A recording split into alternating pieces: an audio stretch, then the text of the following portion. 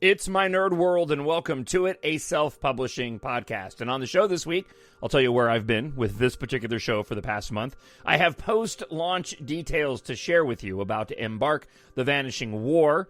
Plus, I've updated my author goals. If you're looking at setting some goals for yourself when it comes to writing or just creating anything in general, I'll tell you what my most recent goals are and what I'm doing to stay motivated. Plus, I'll tell you where I'm at in my current projects in the creative process on my own personal journey to become a successful self-published author. So, let's not waste any more time and get to the show this week. Don't forget, you can go to mynerdworld.net for all things EMBARK. Podcasts from my nerd world, cover concept art, the videos for the podcasts are available there as well. Again, mynerdworld.net.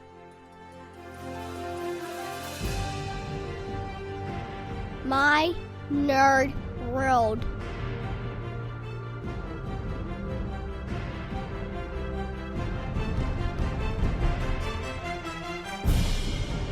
It is a self-publishing podcast here on My Nerd World, and I am your host, Jon Justice. So glad you're with the show again this week. Sorry for the extended delay, but there was a very specific reason for that, which is going to take up a lot of the show this week. I've really been thinking a lot about this particular podcast. Here on My Nerd World, I've always sort of taken the stance of, I'm going to do podcasts of things that interest me, right? What are my interests? And so that's where the Star Wars podcast came out of. That's where the former Dale Earnhardt Jr. Pre-race podcast had come from. And through this, I had this idea of doing a self-publishing podcast. I've really learned a ton hearing from other self-publishing podcasts. But as I've mentioned in previous shows, most of those podcasts are by individuals who've reached a certain level of success. Most of them who run those podcasts are full-time authors. And while you can glean a lot of information from them, often you don't get a ton of detail on the beginning of their author journey. Or if they do, it doesn't go into detail enough for a person like me who now I've got 3 full novels under my belt. I'm still looking to find my way to become a successful full-time author. And that term successful obviously is going to be relative to the individual. I personally feel that I've been a success in writing. And I'm going to break down some of the numbers on the first month of release of The Vanishing War, the 3rd book in the closing trilogy in my EMBARK series, which is going to continue. And hopefully, for those that are interested in the creative process, if you're interested in becoming an author yourself, you can gain some information from this particular podcast that you might not get on other shows, as I'm trying to become a successful author. So from a standpoint of people enjoying the books, right, and having written 3 and seeing positive reviews for the entire trilogy, that's a level of success that I was looking for. But I've also now changed my goals, and there's more that I want to do with attempting to become, a successful author. So I have a new bar now to that I've raised for myself in order to decide, hey, I've become a successful author, and I'll share that with you a little bit later on in the show. But I waited a month, and I mentioned this on the last show because I really wanted to focus on the launch of the Vanishing War, and with every book release, I've learned a little bit more about launches. I've done some things better than I have in the past, but still haven't really achieved that massive level of success on a launch yet. And that's something that's very difficult to do when you're a new author. Even if you are an individual like me that has a bit of name recognition, right, within the radio world, but not within the author universe. And so I'm trying to build up that audience. And so that's how I've kind of been looking at the numbers of books that I've been selling, sort of basing it off of how much of this is because these are individuals that really love my books, and how much of this is because these are people that just know the name Jon Justice and the radio host. And the numbers actually bear this out. So as I share these with you, again, if you want to be a writer and you want to be successful, you have to determine what that level of success is for you, right? I know there are going to be people that are going to hear these numbers I'm about to share, and they're going to go, really, that's all you sold? But I know, contextually speaking, from the little that I've gained of successful self-published authors and the little that they've spoken about when they started, I feel like I'm ahead of the curve. And so that has me really, really excited. So let's get into it. I'm going to share with you the numbers. And you don't get this a ton on other podcasts. And hopefully this will give you sort of a bit of a gauge of, all right, here's a guy who, has had a relatively successful 24-year radio career. He's got some name recognition in multiple states. He released a first book that sold really well, but that was mostly because of name recognition. But now he's got 3 books out, and, perhaps this will help you to sort of understand what your goals should be or what your expectations should be. So, I'm going to break these down and basically just kind of go through and explain the process of how I'm landing on the total number of books that I have sold. And then what I'll do is I'll go back and I'll compare it to the previous release of EMBARK Book 2, Treasure in Darkness. So, without further ado, these numbers do not include audiobooks. And I'm not including audiobooks yet until I get the third book, audiobook, finished for The Vanishing War. And the reason being is because I know that there are a lot of people, and that's evidenced in some of the numbers I'm about to share with you. I know there are a lot of people who have actually held off on buying the audiobooks because they're waiting for that third audiobook so they can go and get all 3. And I'm still in the process of editing that third audiobook, although I have created a schedule now so that I can get it done on time because I've been slacking off on that. All right, so since April 27th, this is what we're going to mark it by. We're going to mark this by going off of the day that I released The Vanishing War, which is book 3 in the trilogy. So now I have a complete arc of 3 stories that close out this particular story, even though I've got more books planned in the future, and there's plenty of places to go within the EMBARK universe. All right, so when it comes to ebooks and paperbacks, not counting Kindle Unlimited reads, as it stands of right now after 1 month, I've sold 102 copies in ebook and paperback of The Vanishing War, of Treasure in Darkness. Again, this is from April 27th, since that third book went on sale. And so I'm giving numbers for all 3 books because now that there's a series out there, a lot of arguments have been made, and this is actually kind of rings true, that once you have a series of books out, even if you're a new author, you're going to see, obviously, an uptick in your first 2 books, or the books that came before the finale of this particular series. So, for The Vanishing War, I sold 102 books. For Treasure in Darkness, I've sold 29 books, paperback and ebook, all within the past 4 weeks. And for EMBARK Book 1, I've sold 40. So again, that's 102 paperback and ebook for The Vanishing War.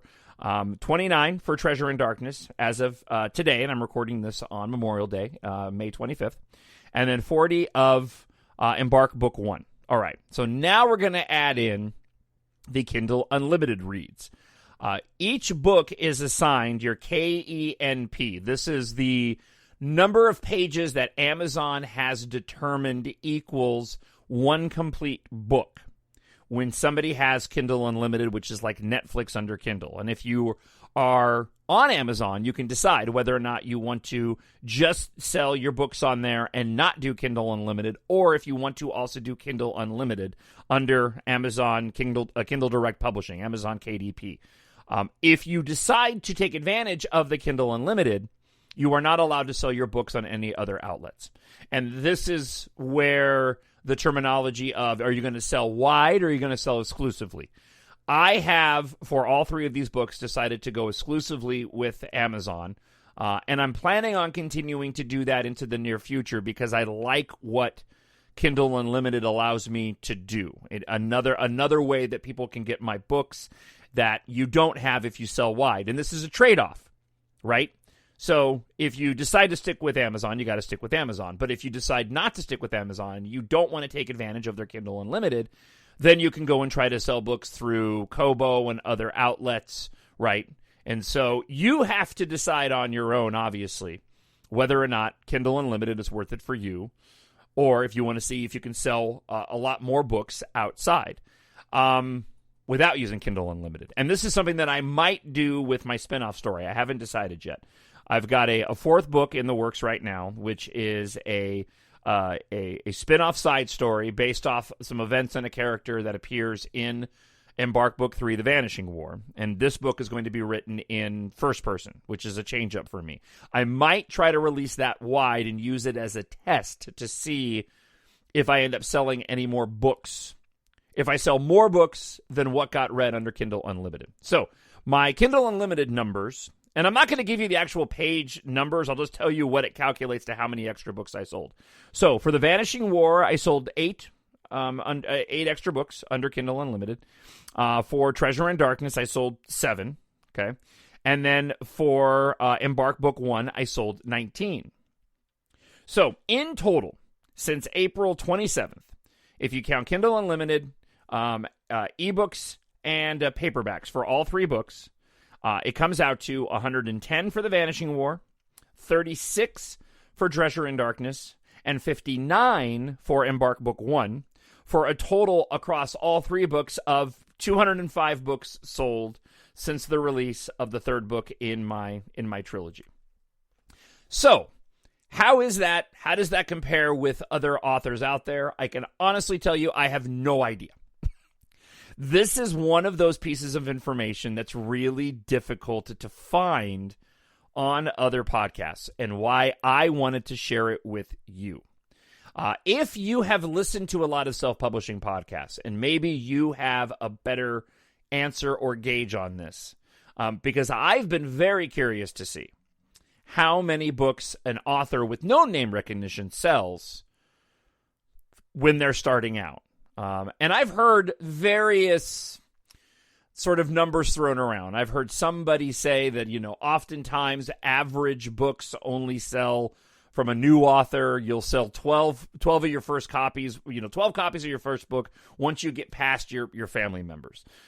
As I've said before, I'm in a really good position and have been from the start because of my name recognition with the radio show. Now, that being said, that did not completely translate into an abundance of sales. It did on book 1, and this is what I want to get to, and that is this, a couple of takeaways from the numbers that I just shared with you. And specifically, I want to talk a bit about read-through. What is read-through? Well, read-through is the percentage of individuals that read one particular book and then read through to the rest of your books, right? And usually they say if you're operating on like a 60% read-through, you're doing pretty good. My read-through from book 1 to book 2 is right around 50%, about 51%. It's not great. But I'm not discouraged by that, because when I look at the read-through so far from books 2 and 3, I can begin to sift out, okay, why is that read-through on book 1 not as good as it is for 2 and 3? And for me in particular, there's a very specific rationale and reason for that. And that is what I keep mentioning. I had a lot of individuals who probably were not even fans of the genre, the science fiction genre, who got the first book because they know me as a radio personality, Jon Justice, thought it was neat and cool, and I'm really glad that they did, right? Hey, this guy that I like on the radio has written a science fiction book. I'm not necessarily a science fiction fan, but I'll go and check it out. The numbers that I've seen from the release in November of EMBARK Book 1 and then Book 2 in July of 2019, and then, of course, just a month ago, Book 3, I can see that scenario actually playing out. And the good news is that even at about plus 50% read-through, which is a little bit lower than what you want, the read-through from Book 2 to 3 is pretty solid, right? And I'm selling consistently now all 3 books together. But I am curious to hear from you if you have any additional information you can share, if you have any questions about anything that I'm talking about right now. If you're completely lost in what I'm covering, please email me, TalkShowNerd@gmail.com, because I want listener feedback to be a significant portion of this show. And really quick, before I move on, because I want to get into what the numbers are telling me as a new author as I work towards these goals that I'll share with you here in just a little bit. I did find an article here, and I found a couple, but let me just grabbed one particular quote to sort of share with you what the sort of the expectation is. And this comes from this is the Nonfiction Authors Association, and I've got another one here that I'll share with you in just a second. But how many books can you expect to sell? And the article says there are all kinds of stats bouncing around, but generally speaking, most self-published authors will likely sell around 250 books or less. A few years ago, the industry was buzzing when the stats revealed that an average self-published author earns less than $500 from their books. Now, this is going to be a lot different than somebody who's writing fiction, right? When you're writing nonfiction, a lot of those are self-help type books, and so you market those differently. There's different audiences, and so let's get into, again, a little bit of what the internet says expectations should be for self-published fiction authors. All right, and so I found another article here, and this comes from Scrib Writing, and this particular article is book sale figures, how many copies can you expect to sell? And this is really, and again, it's going to be different for every single person, but I can go and take this and then I can lay it on top of my sales and kind of give you an example of, really honestly, how difficult this whole process is. So these numbers assume a normal author who has no audience waiting to buy their books, but a decent set of personal connections. And they wrote a book that solves a clear problem for a real audience. So again, we're looking at... this is still looking at somewhat nonfiction, but it gives you an idea, right? Because, again, these are difficult numbers to find, and that's why TalkShowNerd@gmail.com, if you found a resource that gives you a better gauge of the average fiction writer, feel free. But this here says, first week of sales, industry average is 50. The Scrib target on this website is 150, and then a home run is 500, okay? First quarter sales, industry average is 200. The Scrib target is 500. A home run would be 1,000. Daily average sales, industry average is 0 to 2. The Scrib target is 3 to 5. You're hitting a home run, you're hitting 6 to 10. First year sales, industry average is 400. Scrib target is 1,000. 5 year sale, and then a home run would be 2,500. And then 5 year sales, your industry average is 1,000. Scrib target is 2,500, and then your home run is 5,000. So, based off of these numbers, I have fallen above the industry average for the most part. Industry average for all three books so far, and I'm just sort of extrapolating out on book 3.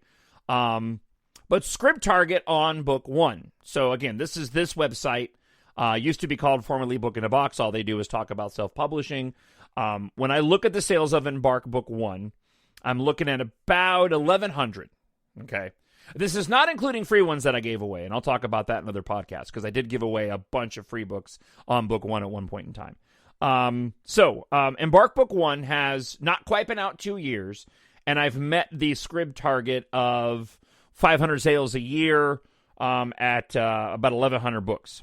When it comes to Treasure in Darkness Book 2, again, I'm right there in that first year sort of industry average at about 500, lower than the Scrib target. And then Book 3 is already tracking what Book 2 did. So, as somebody with name recognition, I'm happy to see that my second 2 books, I'm going to take the first book out of it for a second, because, again, the first book is going to include also, and those inflated numbers, and they are. Those inflated numbers are because a lot of people that know me bought that first book. And I think the split in half would be about half of those people either didn't like the first book, which can happen, or they bought it because of the name recognition, didn't really have any interest in buying my other books because they're not stories they want to continue reading. But when I look at books 2 and 3, I'm on target for the average. So that makes me really happy. It gives me a foundation and a base to build on. And that's what I'm doing moving forward. So looking at the numbers, what is it that I want to do moving forward to continue my goal of becoming a successful author? Okay. Well, clearly I need to increase the number of books that I sell on book 1. there's obviously an audience out there that likes that first book. Okay, your read through from book 1 to 2 isn't going to be as great because the first book is always going to be the most difficult one. That's going to be most likely the weakest book in your series. Now, I've already taken steps on book 1 to do an edit and a second edition. I heard the majority of the complaints surrounding book 1, and specifically, and I still get this, that it starts off slow and then builds, and it seems like the second half of the book, it really takes off and people enjoy it. So before I released book 3 of The Vanishing War, I went back. I had a lot of exposition in the form of a podcast that the heroes of the book, the protagonists of the book, would listen to. The podcast was an idea that my wife had of having exposition, but having it based around something. So rather than just having the narrator of the book explain what's going on and doing the world building, our characters would be listening to a podcast explaining what's going on and doing the world building. But because that really bogged the book down, I took that and I moved it over into a prologue. And I was a little hesitant doing a prologue on book 1 because there's a lot of people that say don't do a prologue on book 1. But I really wanted to establish that world building. I loved the concept of the podcast listening and thought, okay, well, this is a way to sort of split the difference. I can move this to the prologue. Some people can skip it if they want. If they do skip it, they're still going to get enough information inside of the book itself to know what's going on, obviously. This is good, needed background information, but it's not a necessity, right? And I can get the story moving faster. So I know that there's an audience on book 1, even though it's my first book.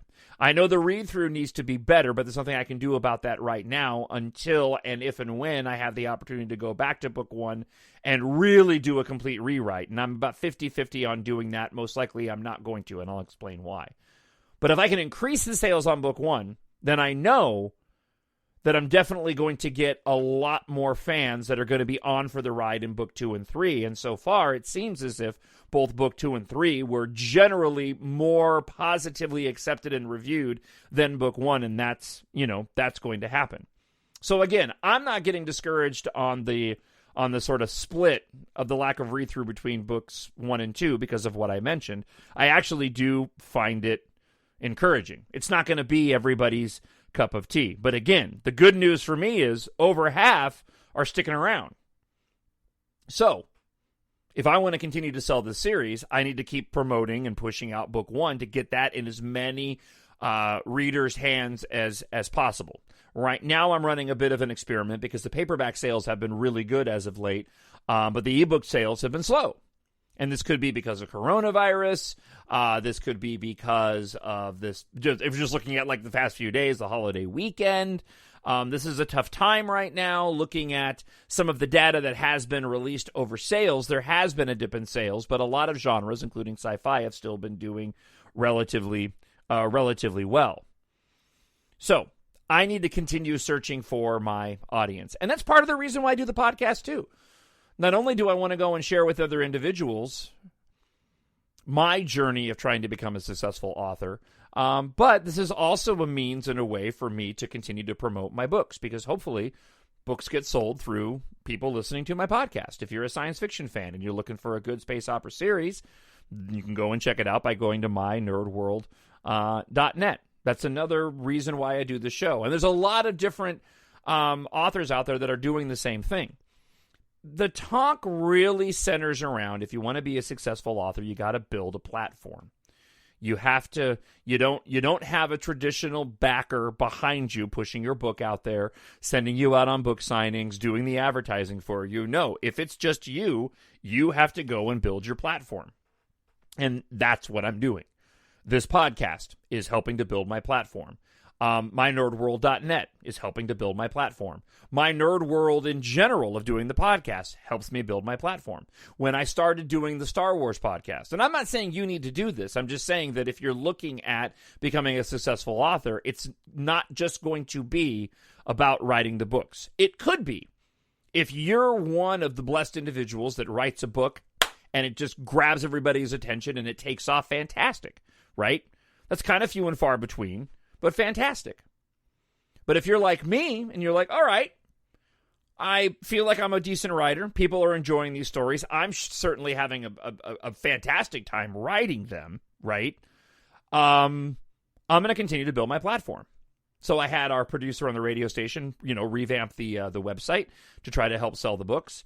I use my Twitter accounts, my Jon Justice personal account, my @my_nerd_world account, which handles the Star Wars podcast and a little bit of the book stuff, and then I have an @BooksEmbark, and the @BooksEmbark Twitter account is specifically for just promoting my books.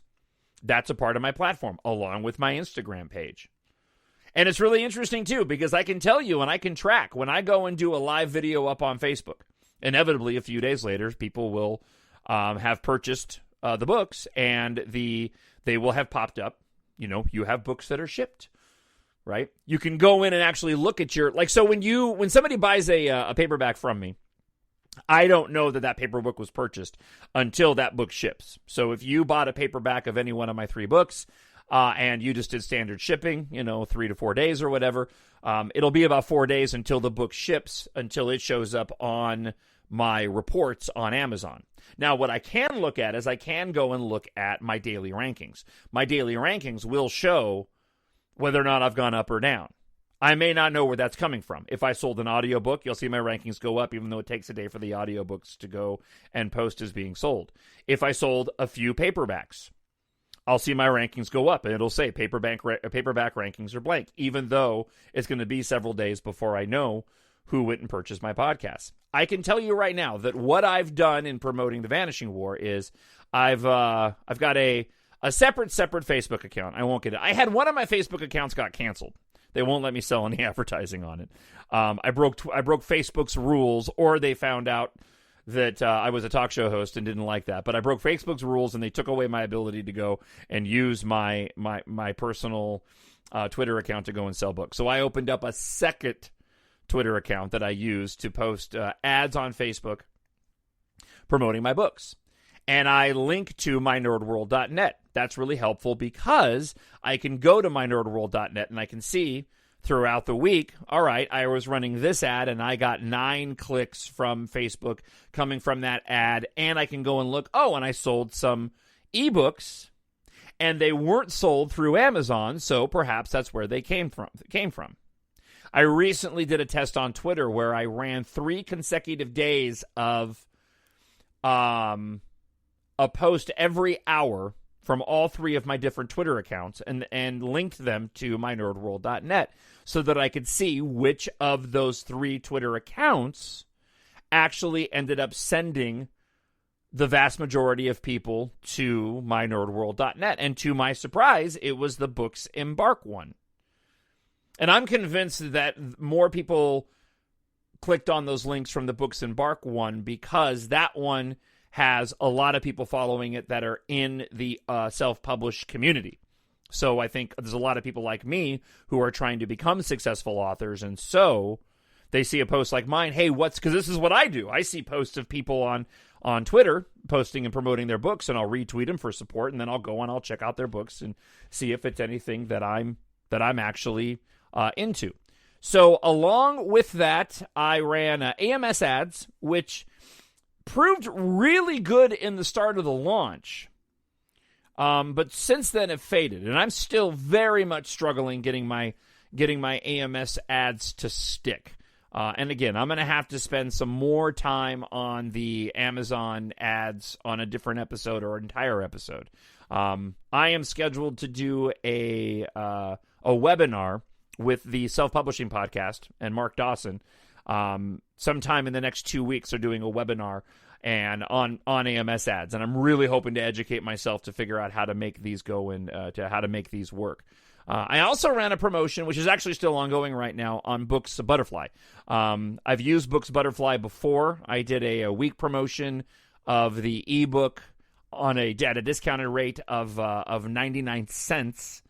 However, this time around, I did it with a rate of $2.99 and did not see as good of a results as I had seen on the last promotion.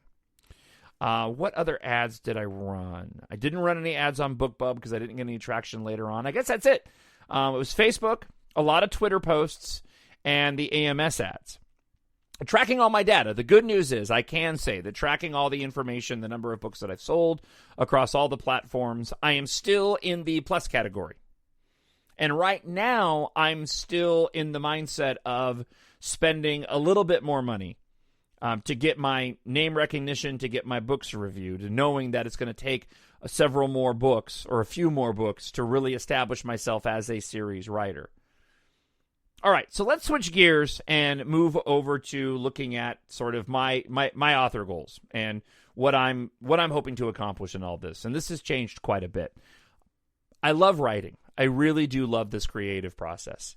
It's a lot of work, but it's very rewarding work. It reminds me a lot of when I started doing the Star Wars podcast, and this podcast. When I started doing the Star Wars podcast, because there were certain things I wasn't hearing from other podcasts. I wanted to hear from individuals just talk about their love of Star Wars. And there's a lot of great podcasts out there, but a lot of them do them very much like shows. And even I've changed mine a bit. But I decided, you know what? I'm going to grow this thing organically, do it for me, talk about Star Wars once a week and what I love about it. And if people come along for the ride, fantastic. And people have. I probably could have a much larger audience if I had promoted it harder. But making money from the podcast wasn't my main goal. It was just to establish and build a podcast. Thankfully, I'm really blessed of having a full-time job. And I continue to have that attitude with the podcast. I've got a sizable audience. It affords me the opportunity to make some money off of Spreaker, some money off of YouTube, and some money when it comes to endorsements that I get for the show, but nothing I can certainly retire on. The same thing rings true for my books that I'm writing. Thankfully, right now, this time around, I'm in the plus category. I'm making a little bit of money, but it's nothing to retire on. But I love writing these stories so much that I've changed my goals. I want to be able to eventually, not anytime soon, but I eventually want to be able to retire from radio. And I want to be able to retire from radio at some point down the line on my own accord, voluntarily. And I would love to be able to supplement my income being a full-time writer. And thankfully, I am in a really good position to do that. I plan on continuing my radio job for the foreseeable future and taking advantage of how much I love this job and the time that I have during the day and focusing on writing more books to grow my audience so that eventually I can retire from radio, maybe be supplemented by Social Security, but the added extra income to support the lifestyle that I want to lead can come from being an author. That's my goal now.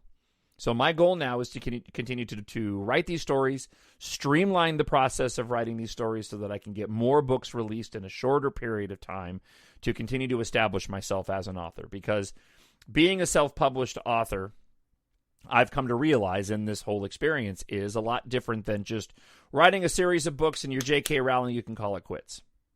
It doesn't always work that way. That's catching lightning in the bottle. I pray that I catch lightning in a bottle. I would love it if there was a publisher out there that saw my stories and decided, hey, we really want to back you, support you in your series, but I have no expectation that's going to happen. So I'm going to continue to write stories that interest me in this world that I am building and continue to do my full-time job and then place the rest of it all in the Lord's hands and see where he goes and takes me from here. I really enjoyed this process, and it's incredibly rewarding and fulfilling. And my initial goal of writing a story, hey, can I write a story? Can I write a book? Cool, I did. All right, are people going to like it? Cool, they liked it. What if I wrote a trilogy? All right, I'll do that. Hopefully people will like it. Hey, they like it. That's where I'm at now. All right, let's keep doing this, and let's see how successful I can be without breaking the bank and while doing it more organically. TalkShowNerd at gmail.com is the email address if you want to add any. If you have any questions for the show, please, like I said, I want this to be a show where people can engage as best they can and ask questions about the creative process or selling books or add your own thoughts. to what I've shared with you and your own data that I can go and share on the show. So the last thing I want to mention is, what am I doing right now? Where am I at in the process? So in the process right now, I'm currently editing down the audiobook. I'm about 10 chapters in. This is a very time-consuming process, but I'm glad to see that it's going along the timelines of what I'd hoped. I'm about a week and a half behind. It takes Amazon a bit of time for them to go and approve the audiobook once you get it in there. Once you get it loaded up to their page up on ACX, which is the website where you go in and do this. And I hoped to have the book edited and uploaded by the end of the week, and that's not gonna happen. So right now, I'm in the process of every day doing a couple of chapters. I've got 29 chapters I need to go and edit in total. Once I get all the chapters edited, then I have to go through and do the re-listens, and I do that several times. And basically what will happen is I will spend every waking moment where I can listen to audio, playing video games, driving in the car, walking around the radio station, listening to the book. And if I hear a wrong edit, if I hear a flub, I screenshot the timestamp on my phone, because I'll upload it to YouTube, and then I'll come home and I'll go and I'll make those edits. And I usually do about 3 full re-listens to get the final product, and then I'll go and load it back up. So as of right now, I'm eyeing a end of the first week of June to have the book uploaded to ACX and Audible, and then I just have to wait for approval. Then the book gets released, and I'll do a second launch around the audiobook and another renewed push for the Vanishing War, which has really benefited me on the first 2 books. I did it exactly the same way, and I expect that I'll have similar results this time around. Also in the middle of this, I've started working on the other books. The spinoff story that I mentioned is just about complete. So I've been tinkering with that a bit. I've got a couple new ideas of things that I'm adding. So I've jotted down some notes. I've written another opening to it. And I've also been thinking quite a bit about the 5th book in the series, which will be the next book in the trilogy of the larger saga, right? More written in the same style as the first 3 books, continuing that story several years later on. And I've been reworking that story in my head a bit, putting some notes down in the actual text of the book so I don't forget, and have even written a few dialogue sections of it. I don't want to piecemeal the work. I was inspired over the weekend with the long weekend to get some writing done, so that's what I decided to go and do. So my plan is right now to focus solely on getting the audiobook for The Vanishing War finished, get that up and posted, and then I'm going to dive directly back into the spinoff story, and then once I have that complete and it starts being edited by Melinda, I'll go back and continue writing book number 5, essentially, right? The next book in the saga series, which I hope to have out at the beginning of the year of 2021, and then I hope to have the spinoff story out sometime before the holidays this year. And so that's where I'm at right now, and I'm really enjoying this process. It's a learning experience. Everything goes a little bit faster, which with every single book. I've even got my and I've mentioned this on previous shows, but I start the cover design process for the spinoff book here at the beginning of June. And I'm working on not a brand new cover. I'm working on an addition to the EMBARK Book 1 cover. I think I'm going to add some my main characters, to the cover of that book. Because I really feel like that book needs it. I feel like cover needs the characters first and foremost to let the potential buyer know, hey, these are character-focused science fiction, space opera, adventure stories, and you can't really get that from the cover that I have for EMBARK Book 1 right now. I love that cover, but I've been talking with the cover artist, and we're going to price out how much it would cost to get the specific 5 main characters on the cover of that first book. All right, that wraps up the podcast for today. Again, if you want to email me, TalkShowNerd@gmail.com if you have any questions. And, of course, you can go to mynerdworld.net to check out all things My Nerd World. And, of course, support the show by purchasing an ebook, paperback, or the audiobook of the science fiction space opera series EMBARK. All right, I'll be back again next week. Looking forward to hearing from you. TalkShowNerd@gmail.com. Until then, be safe, be healthy, and have yourself a great week. Bye. My Nerd World.